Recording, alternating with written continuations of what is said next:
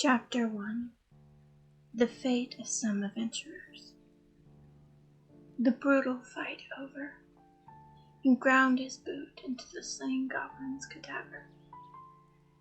He was stained crimson with the monster's blood, from his grimy steel helm and leather armor to the metal made of chain-linked metal rings that covered his entire body.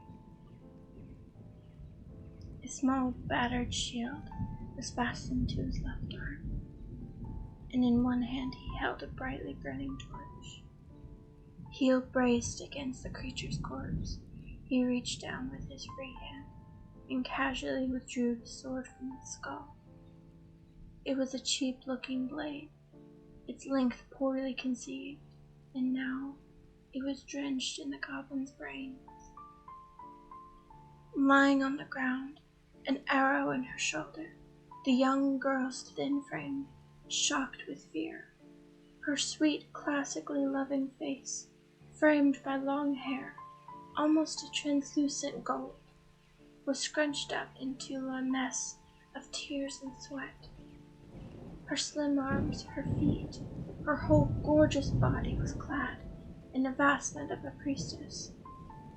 The sounding staff she clutched jangled, the rings hanging on it, striking one another, in time with the quaking of her hands. Who was this man before her? So strange was his appearance, the aura that cloaked him, that she imagined he might be a goblin himself, or perhaps something far worse, something she had no knowledge of yet.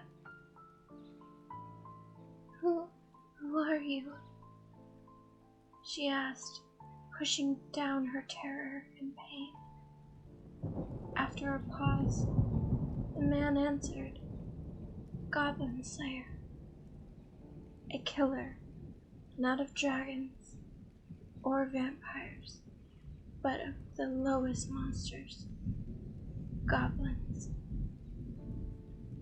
Normally, the name might seem comically simple, but to Priestess, at that moment, it was anything but funny.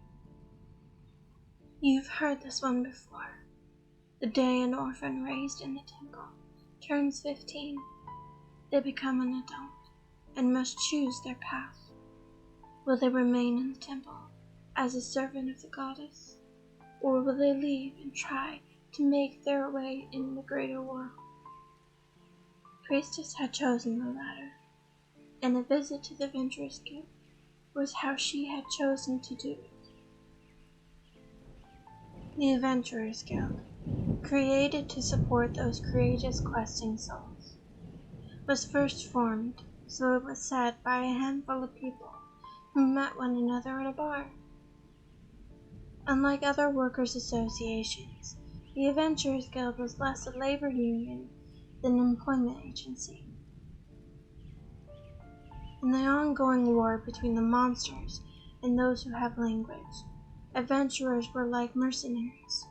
No one would tolerate the existence of armored toughs if they were not managed carefully.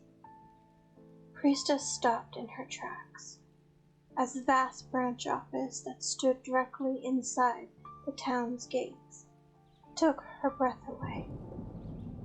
When she entered the lobby, she was taken aback to find it bustling with adventurers, even though it was still morning. These buildings boasted large inns and taverns, usually together, as well as a business office, all in one. Really, this kind of clamor was the natural result of providing these three services in one place. For every ordinary human in plate of armor, there was an elven mage with a staff and mantle. Here there was a bearded axe-wielder dwarf. There, one of the little meadow-dwelling folk known as Reyes. Priestess wound her way through the crowd, past males and females of every race and age imaginable, carrying every type of weapon towards Guildgrove. The line snaked on and on, full of people who came to take on or lodge a quest, or to fill a report. A spear-wielding adventurer was chatting with one covered in heavy armor.